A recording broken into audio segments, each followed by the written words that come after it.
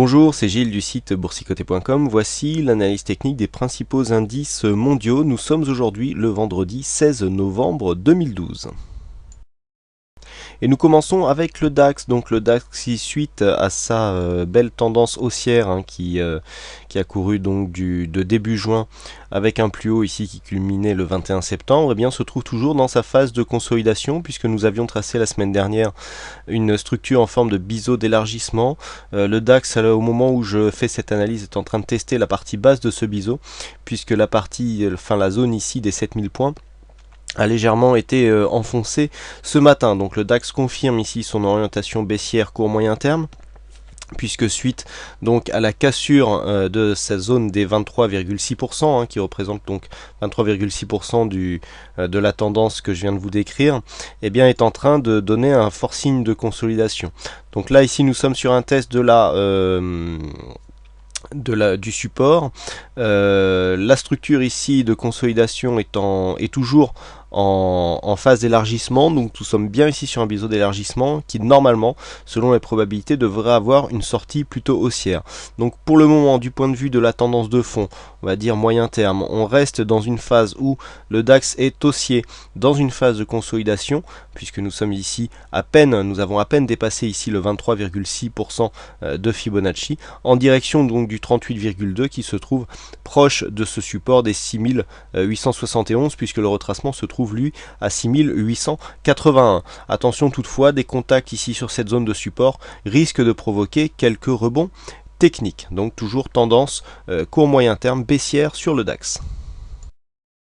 Sur le FTSE, l'indice donc anglais, donc le FTSE 100, nous avons ici une structure qui est légèrement moins baissière, puisque suite à la phase haussière ici que nous retrouvons, donc qui est la même sur le DAX, qui a culminé ici un peu plus tôt, ici au 14 septembre, qui est toujours bridé ici sous cette résistance moyen-long terme que l'on voit bien sur cette phase, eh bien nous avons donc une phase de consolidation. Alors nous avions eu une sortie dynamique un peu plus tardive donc sur le FTSE par rapport aux autres indices européens, et donc nous avons validé aujourd'hui l'entrée dans une phase de consolidation plus importante, puisque le retracement des 23,6 ici d'un 23,6% a lui aussi été cassé dans le courant de cette semaine. Donc là les cours sont en train de s'enfoncer en direction du retracement des 38,2% qui correspond à une zone de cotation à 5664 points.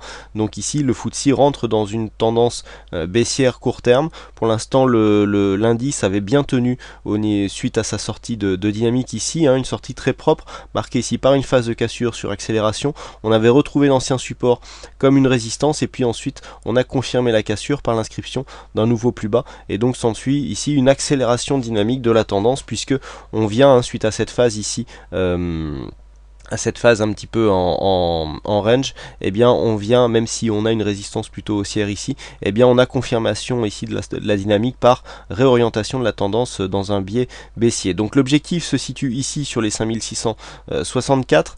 Vu la dynamique que nous avons aujourd'hui, cet objectif devrait vraisemblablement être rapidement atteint, pour venir confirmer ici un contact sur les 5631 points, donc biais toujours baissier donc pour l'indice anglais FTSE.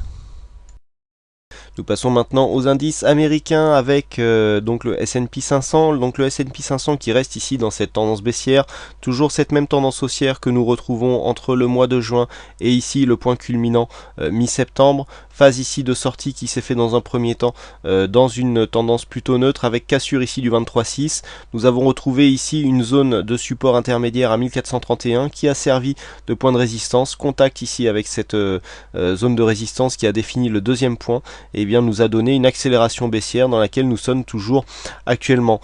Les cours donc sont venus tester ici cette zone des 50 et 61,8. A priori, les cours sont ici en pleine tendance baissière et au moment où je vous parle, on a déjà marqué un point bas proche des 1345. Donc attention, sur le futur, on a ici une attaque assez franche de la zone des 61,8%, ce qui pourrait nous donner donc la confirmation de cette accélération, puisque nous avons ici un surplus dynamique qui nous crée ici une sortie du trend par le bas. Sortie de trend baissier par le bas, c'est assez mauvais signe en général, ça traduit une accélération de dynamique, mais une réintégration est à prévoir. Quoi qu'il en soit, donc au niveau de la dynamique baissière de cette tendance, on est toujours ici dans une phase d'accélération. Du point de vue des indicateurs, on commence à voir quand même des phases de survente qui apparaissent sur les indices américains, confirmés ici par un RSI survendu et un stochastique, avec ici un MACD qui commence à avoir une belle amplitude. Attention, vous voyez qu'au niveau de l'amplitude, on peut descendre beaucoup plus bas sur le MACD. Donc attention à ne pas prendre des trades à contre-tendance d'une manière trop prématurée. Pour en revenir aux cotations, donc nous avons ici cette zone qui devrait être réintégrée, mais qui ne veut pas pour autant dire que la tendance pourrait se réorienter à la hausse. Donc on voit ici accélération très nette du mouvement baissier, zone de 61,8% en phase de test qui pourrait céder, auquel cas on a le prochain objectif qui se trouve à 1300, puis à terme donc les 1266 qui correspond à un retracement de 100% du point de vue donc des retracements de Fibonacci. Donc toujours un biais baissier sur le S&P 500 malgré une survente qui commence à être relativement forte. On confirme la tendance baissière des indices américains par cette vue du Nasdaq. Donc le Nasdaq, l'indice composite basé sur les valeurs techno qui a quasiment la même configuration avec un point bas ici début juin, un point culminant de tendance le 21 septembre. Alors nous avons deux points culminants. Nous avons le 14 donc sur cette séance-ci et le 21 selon les indices. Nous avons donc le 21 sur le Nasdaq. Alors cette phase ici, on avait déjà une cassure en cours ici des 2610 qui correspond au retracement des 61,8% en retracement de Fibonacci. C'est là aussi que l'on peut s'apercevoir que actuellement les indices américains sont en phase de sous-performance par rapport aux indices européens. Alors cela peut s'expliquer notamment par un rattrapage qui est en train de se faire puisque les indices européens ont sous-performé pendant de nombreux mois les indices américains du fait de la crise obligataire qui sévit en Europe. Quoi qu'il en soit, ces écarts sont en train de se resserrer. Il y a des investisseurs qui sortent du marché américain pour revenir un petit peu sur le marché européen, et donc c'est ce qui peut traduire cet écart qui est en train de se resserrer. Quoi qu'il en soit, la baisse ici est en pleine phase d'accélération. On est en train de marquer ici une nouvelle dynamique par rapport à ce qu'il existait auparavant, ceci depuis l'ouverture ici d'un gap baissier qui n'a pas été refermé, donc le gap qui est apparu le 7 novembre 2012, on voit ici joli gap baissier qui a provoqué une accélération et donc une tendance baissière encore plus dynamique, et donc qui a provoqué cette cassure des 61,8%. Donc là actuellement nous sommes sur le support des 2513, support qui a déjà été testé aujourd'hui dans la matinée. Attention, une cassure de ce support nous emmènerait directement sur le précédent point bas de juin, du mois de juin, donc avec un objectif à 2444 points. Au niveau des indicateurs, nous avons à peu près la même configuration que ce que nous avons sur le S&P 500, avec ici un surachat relativement marqué sur les oscillateurs, un MACD qui nous laisse encore un petit peu de potentiel, avec même une légère divergence haussière qui commence à apparaître sur le MACD, qui commence aussi à être visible sur le stochastique, mais qui n'est pas confirmé par le RSI. Au niveau des volumes, on voit clairement que le flux est en train de passer largement à la baisse, même du point de vue des volumes. Donc ici, rebond technique possible ici sur cette zone de support de 1513, mais une tendance qui est en train de gagner en dynamique et donc d'accélérer fortement à la baisse. Donc biais baissier conservé sur le Nasdaq. Et enfin on termine par l'indice japonais, donc le Nikkei 225, avec une magnifique figure technique que je vous avais décrite la semaine dernière, qui s'est validée au point près, puisque nous avions une formation ici en double top que je vous avais décrit donc sur la précédente analyse, avec donc ce premier top ici sur la zone des 9073, premier top ici, on est venu marquer ici la ligne de coup, puis deuxième top ici à 9073, on avait fait 9072,39 sur le 2 novembre et 9000 75,58 ici sur le 23 octobre, donc à quelques points près, et sur une vue daily on avait quand même une précision assez remarquable pour pouvoir tenter une validation ici de ce double top.